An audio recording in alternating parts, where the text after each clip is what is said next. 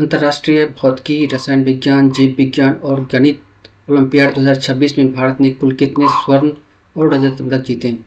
भारत ने कुल 12 स्वर्ण और 7 रजत पदक जीते हैं।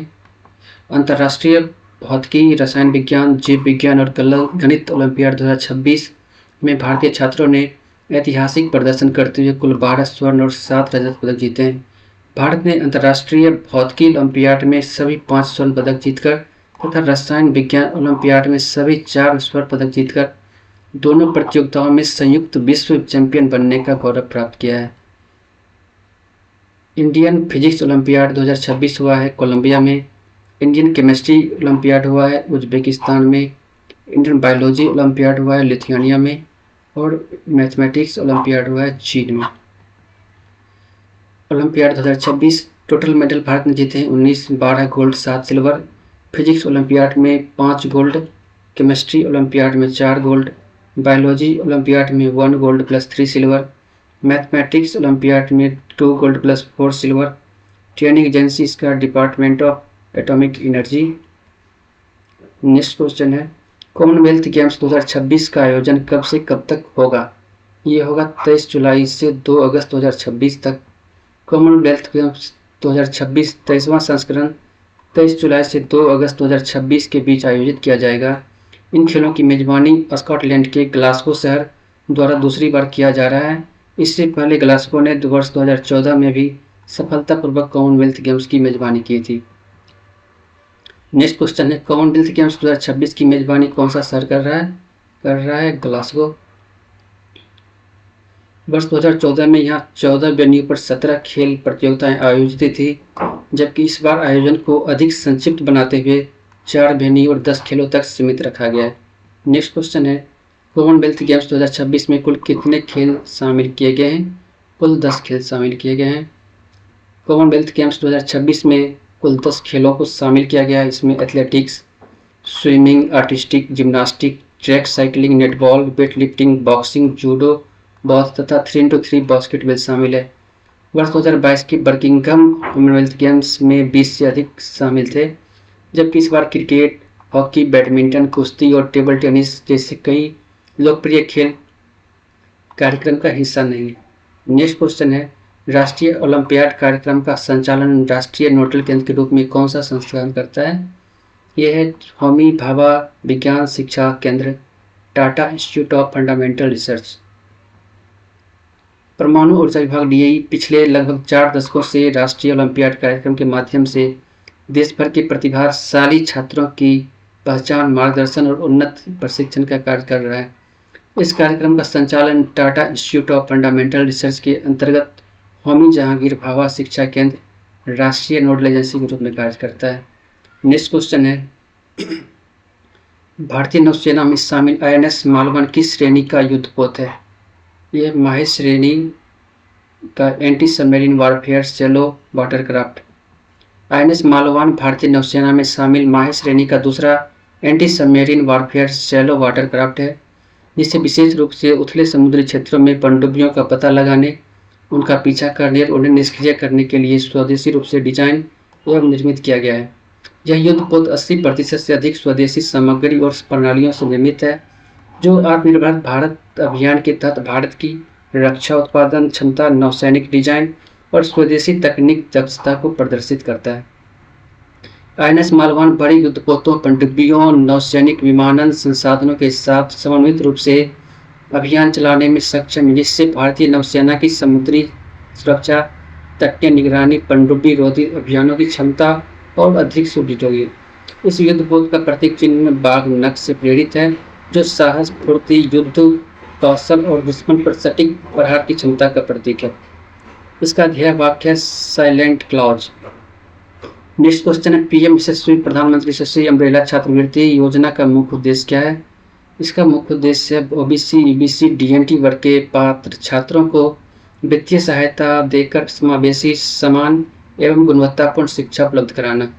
PM यशस्वी प्रधानमंत्री young achievers scholarship award scheme for vibrant India सामाजिक न्याय एवं अधिकारिता मंत्रालय की अम्ब्रेला छात्रवृत्ति योजना है, जिसका उद्देश्य अन्य पिछड़ा वर्ग, आर्थिक रूप से पिछड़ा वर्ग तथा विमुक्त, घुमंतु एवं अर्ध घुमंतु जनजातियों DNT के पात्र विद्यार्थियों को वित्तीय सहायता प्रदान कर उनकी शिक्षा को आर्थिक बाधाओं से मुक्त करना।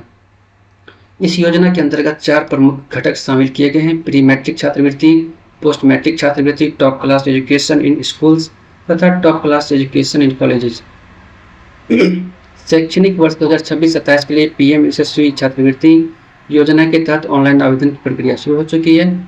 ओबीसी, ईबीसी, डीएनटी वर्ग के छात्र राष्ट्रीय छात्रवृत्ति पोर्टल के माध्यम से 31 अगस्त 2026 तक आवेदन कर सकते हैं।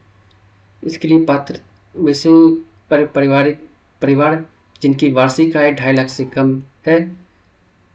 इसमें मिलने वाले छात्रवृत्ति की राशि में 9वीं एवं 10वीं के छात्रों को 75,000 रुपये, 11वीं और 12वीं के छात्रों को 1,25,000 रुपये प्रति वर्ष, विश्वविद्यालय के छात्रों को 2 लाख से 3,72,000 रुपये तक प्रदान की जाती है।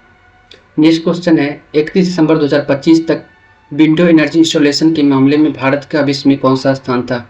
यह चौथा।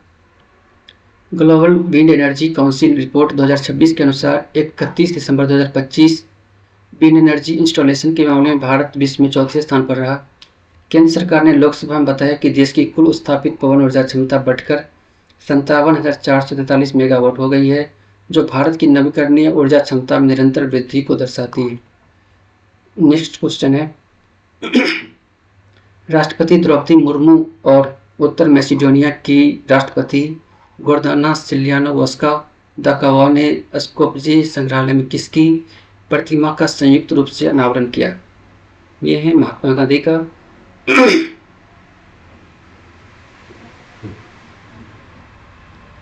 अपनी राजकीय यात्रा के दौरान राष्ट्रपति मुर्मू ने उत्तर मैसेडोनिया की संसद को संबोधित किया। राष्ट्रपति गोर्दाना सिलियानोवस्का के साथ द्विपक्षीय वार्ता की, भारत उत्तर मैसेडोनिया बिजनेस फोरम को संबोधित किया तथा स्कोप्जे स्थित मदर टेरेसा स्मारक, राष्ट्रीय नायक गोत्से डेलचेव की समाधि पर भी श्रद्धांजलि अर्पित की। नॉर्थ मैसेडोनिया की राजधानी स्कोप्जे है। करेंसी मैकेडोनियन दिनार।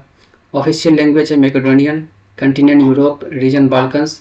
इंडिपेंडेंस हुआ था 8 सितंबर 1991 को। नाटो को मेंबरशिप लिया था 2020। UN membership 1993। Famous personality mother Teresa, born in Skopje, UNESCO site lake orchid. Next question है, भारतीय रेलवे के ब्रॉडगेज नेटवर्क का लगभग कितना प्रतिशत हिस्सा विद्युतीकृत हो चुका है? यह 99.6%। रेल मंत्री अश्विनी वैष्णव के अनुसार भारतीय रेल के ब्रॉडगेज रेल नेटवर्क का 99.6% हिस्सा विद्युतीकृत हो चुका है। इससे भारत दुनिया का सबसे बड़ा विद्युतीकृत रेलवे नेटवर्क वाला देश बन गया है। विद्युतीकरण के मामले में भारत रेल केवल स्विट्जरलैंड से 100% थोड़ा पीछे है, लेकिन स्विट्जरलैंड का रेलवे नेटवर्क भारत की तुलना में बहुत छोटा है। वर्ष 2015-16 में 293 करोड़ लीटर डीजल की तुलना में 2024-25 में यह घटकर 108 करोड़ लीटर रह गया, जिससे लगभग 185 करोड़ लीटर डीजल की बचत हुई। नेक्स्ट क्वेश्चन है, पिछले 2 वर्षों में पर्यटन मंत्रालय ने पर्यटन अवसंरचना के विकास के लिए कितनी राशि की परियोजनाओं को मंजूरी दी है? यह है 5,756.62 करोड़ रुपये। केंद्रीय मंत्री गजेंद्र सिंह शेखावत ने लोकसभा में बताया कि पिछले 2 वर्षों में पर्यटन मंत्रालय ने 5,756.62 करोड़ की लागत से 117 परियोजनाओं को मंजूरी दी है। इन परियोजनाओं का उद्देश्य पर्यटन अवसंरचना का विकास, पर्यटकों के लिए बुनियादी सुविधाओं का विस्तार, पर्यटन स्थलों का उन्नयन तथा देश में पर्यटन को नई गति प्रदान करना है। सरकार विभिन्न योजनाओं जैसे स्वदेश दर्शन 2.0, प्रसाद योजना, चुनौती आधारित गंतव्य विकास तथा डीएजुगा के माध्यम से राज्यों और केंद्र शासित प्रदेशों को वित्तीय सहायता प्रदान कर रही है। नेक्स्ट क्वेश्चन है, इनक्रेडिबल इंडिया डिजिटल प्लेटफॉर्म कब लॉन्च किया गया था? ये लॉन्च किया गया है सितंबर 2024 में। पर्यटन मंत्रालय ने सितंबर 2024 में इनक्रेडिबल इंडिया प्लेटफॉर्म लॉन्च किया ताकि घरेलू और विदेशी पर्यटकों को एकीकृत डिजिटल सेवाएं एक ही मंच पर उपलब्ध कराई जा सके। यह पोर्टल अनेक भाषाओं में उपलब्ध है तथा इसमें फ्लाइट, होटल, कैब, बस और भारतीय पुरातत्व सर्वेक्षण के स्मारकों के टिकट बुक करने जैसी सुविधाएं उपलब्ध है। नेक्स्ट क्वेश्चन है, सरकार ने कितने देशों के नागरिकों के लिए 9 श्रेणियों में ई वीजा सुविधा उपलब्ध कराई है? यह 170 देशों को। विदेशी पर्यटकों को भारत में आने में सुविधा प्रदान करने के उद्देश्य से सरकार ने 174 देशों के नागरिकों के लिए 9 श्रेणियों में ई वीज़ा सुविधा उपलब्ध कराई है। इसके अतिरिक्त पर्यटन मंत्रालय 24/7 बहुभाषी पर्यटक helpline, incredible India tourist facilitator certification कार्यक्रम तथा incredible India tourist guide IT series के माध्यम से next question, operation southern readiness 2026 2 का आयोजन भारत में किस स्थान पर किया जा रहा है? कोच्चि में। ऑपरेशन सदर्न रेडीनेस 2026 का आयोजन दक्षिणी नौसेना कमान कोच्चि में 20 जुलाई 2026 से 4 दिवसीय बहुराष्ट्रीय समुद्री सुरक्षा प्रशिक्षण कार्यक्रम के रूप में किया जा रहा है। यह पहली बार है कि इस बहुराष्ट्रीय प्रशिक्षण कार्यक्रम का आयोजन भारत में किया जा रहा है, जो भारतीय नौसेना संयुक्त समुद्री बल के बीच बढ़ते सहयोग के महत्वपूर्ण प्रतीक है। इस कार्यक्रम में 26 देशों के 256 प्रतिभागी, 74 प्रशिक्षक, 4 अंतर्राष्ट्रीय संगठन तथा अनेक विशेषज्ञ भाग ले रहे हैं। भारत नेपाल के बीच कैनोला के दानों की पहली खेप भारत के किस कस्टम यार्ड के माध्यम से नेपाल की विराटनगर पहुंची? यह है जोगबनी इंडियन कस्टम गार्ड से।